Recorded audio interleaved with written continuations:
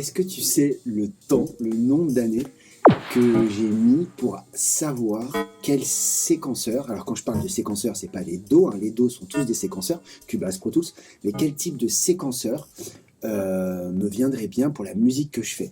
Ça pourrait être un séquenceur virtuel ou un séquenceur hardware, d'accord? Donc aujourd'hui, la petite vidéo que je voulais faire, suite aux vidéos de sound design qu'on a fait, j'espère que tu as kiffé. J'ai reçu pas mal de messages sur le Oblek. Je vous ai envoyé le lien d'ailleurs pour que vous puissiez télécharger. J'espère que vous avez pu le télécharger. Mettez-moi des comments si vous galérez. Je m'étais dit, pourquoi pas faire un espèce de comparatif et essayer de te donner des pistes par rapport aux musiques, par rapport au style que tu fais, par rapport à l'environnement dans lequel tu es, par rapport au budget que tu as, par rapport à la musique que tu fais, de savoir si tu as besoin d'un séquenceur hardware, si tu as un gros parc de machines et que tu as besoin de séquencer ton MIDI de manière hardware, ou si tu travailles in the box, tu fais un peu ces nouveaux styles de musique, je sais pas moi, tout ce qui est un peu EDM, bass house, musique urbaine, reggaeton, trap, et que la configuration in the box te convient parfaitement, d'accord? Il n'y a pas vraiment de séquenceurs qui sont mieux que d'autres.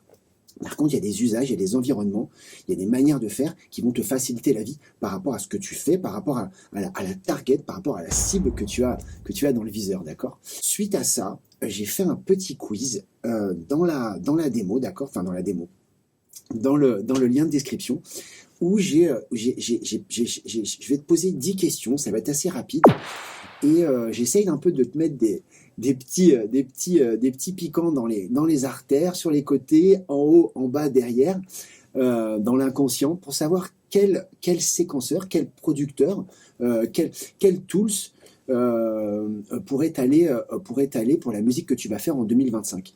Quand tu tapes Groovebox et séquenceur dans Google, au jour d'aujourd'hui, là, 10-15 ans après, il y en a 60 000, enfin j'exagère, mais il y en a quand même 10-15. Donc lequel choisir? Pourquoi? Et pourquoi pas se cantonner au super Max for Live que je te montre depuis 2-3 vidéos, depuis l'Ableton 11, depuis l'Ableton 12, dans les natifs d'Ableton. Quand vous allez sur le site d'Ableton, il y a vraiment des choses qui sont incroyables. Donc comment choisir par rapport à ce que tu fais toi, d'accord? Donc je vais aussi faire, je terminerai aussi un petit peu la vidéo après sur quelques fonctions du Oblek que je t'ai pas montré.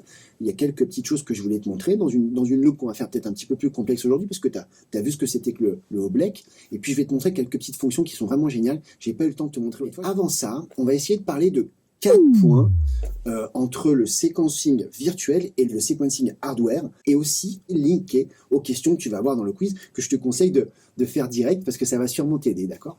Donc le premier point, si je pouvais faire un comparatif entre le virtuel et le hardware. Quand je dis virtuel, c'est tous les Max for Live, tous les générateurs du MIDI, et quand je dis hardware, c'est les beatsteps, les circlons, il y en a plein, je connais pas tous leurs noms, toutes les Groovebox, Novation et tout ça, qui te permettent de séquencer du MIDI, qui permettent d'envoyer du MIDI et de recevoir du MIDI, les push et compagnie, d'accord?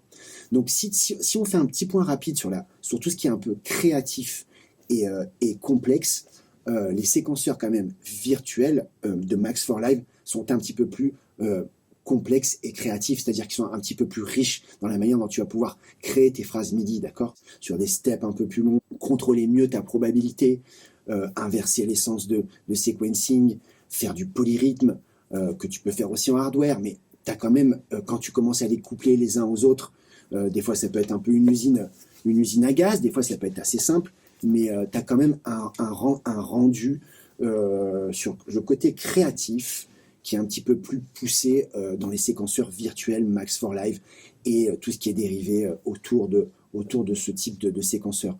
Pour ce qui est hardware, même si donc c'est bien d'avoir la machine et tout, c'est bien d'avoir la boîte, mais quand même, tu dépendras toujours d'une implémentation de ce que les ingénieurs ont fait.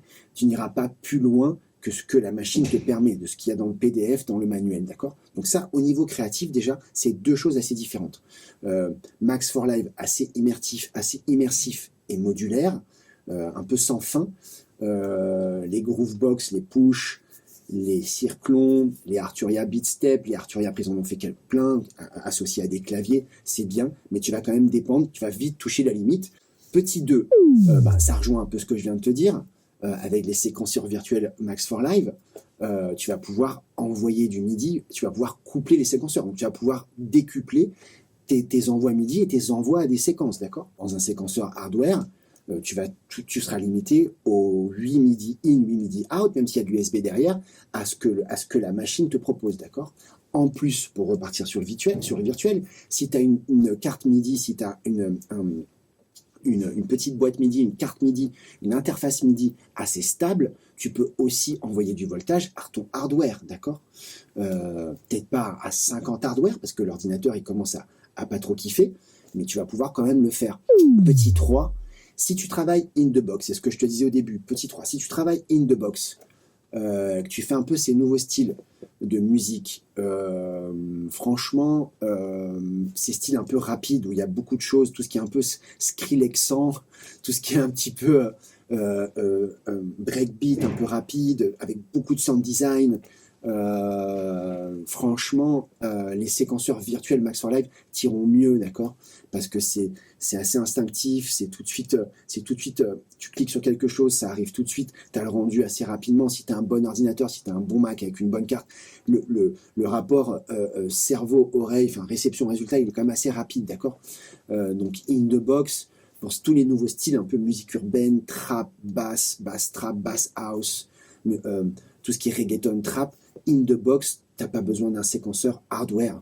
Maintenant, je le répète, si tu as un gros parc de machines, si tu as beaucoup de machines, là j'en ai un petit peu, mais si tu commences à avoir 3, 4, 5, 6 synthés avec une 909, avec ce genre de choses,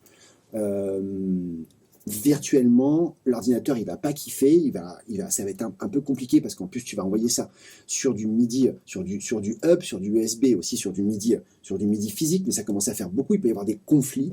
Je te conseillerais d'avoir une boîte hardware, d'accord? Une vraie machine, type Circlon, très stable, super groove. Bon, à Circlon, il y a la liste d'attente, hein, il faut envoyer ton mail. Voilà, c'est un peu comme une Ferrari ou comme les Porsche, quoi. Il faut que tu envoies ton mail, et puis ils te diront s'ils ont le délai d'attente, mais c'est quand même un bon séquenceur assez stable avec un super groove, un peu imitant les grooves de MPC et ce genre de choses. Donc ça, génial si tu as beaucoup de machines, si tu as un gros parc de machines, d'accord? Et c'est vrai que c'est peut-être plus linké à tout ce qui est un peu techno, house, un peu plus de ma génération, où on fait des trucs où tu vois, on a le temps de le voir venir. Mais dans les nouveaux styles où ça part un peu rapidement, où il y a beaucoup comme ça de sound design, il y a beaucoup d'intention, d'instinct, assez comme ça dans l'abstrait et tout, c'est vrai que Max for Live avec un bon Mac Mini Studio et des séquenceurs virtuels, ça fera largement l'affaire et c'est beaucoup mieux parce que tu fais les choses rapidement et t'as pas besoin d'avoir, peut-être juste avoir un petit contrôleur avec des volumes, mais t'as pas besoin d'avoir un séquenceur hardware, d'accord? Dernier petit point, assez important, mais bon, ça voilà, je pense que tu l'auras deviné. Si tu fais du live, il est bien évidemment beaucoup plus sexy de faire du live avec un petit séquenceur hardware, ton laptop, ce genre de choses, plutôt que d'être là avec tes lunettes et tes trucs Max for Live qui font la taille d'une coccinelle et ta souris à essayer d'envoyer des sons et des choses comme ça, tu vois. Donc, en live, in the box, juste avec tes Max for Live et ton Oblek, c'est pas sexy, tu vois. Tu seras avec ta petite souris et franchement, c'est pas super. Si t'es devant 50 000 personnes, je te le souhaite. On va commencer par 500. Si t'es devant 500 personnes, et que tu es avec ton laptop et ta souris, franchement, c'est pas sexy, quoi. Donc ça, voilà, sont les aspects, voilà, 4 aspects que tu vois entre le virtuel, le séquenceur virtuel, les séquenceurs Max for Live, très immersifs, très modulaires, et les séquenceurs hardware, pratiques, mais assez peut-être limités, avec l'implémentation que les ingénieurs, que les gars auront mis dans cette machine, tu vois. Il n'y aura pas plus. Donc voilà, ça c'est un peu mon point de vue là-dessus.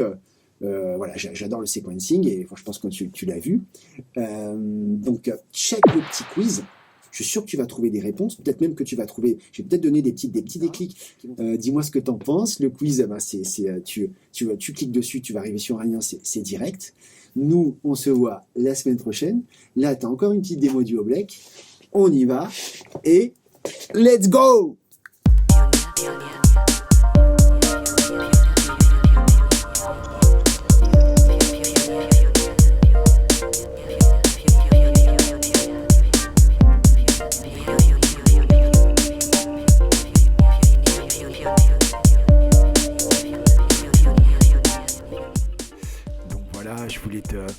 Je voulais te mettre un petit comment quand même pour te dire ce que j'ai fait sur cette séquence.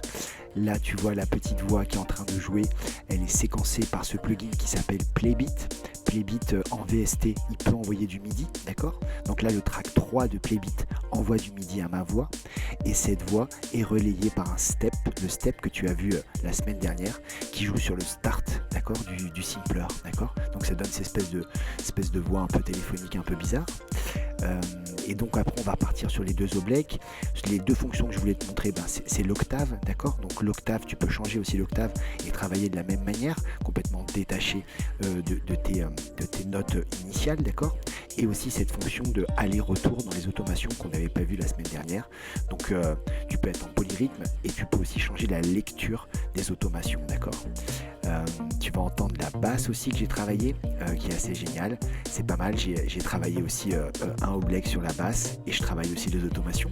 Je vais te laisser écouter tout ça et tu verras, tout est assez simple, d'accord? Donc je te vois la semaine prochaine et merci beaucoup de ta présence sur la chaîne. À très vite, ciao ciao.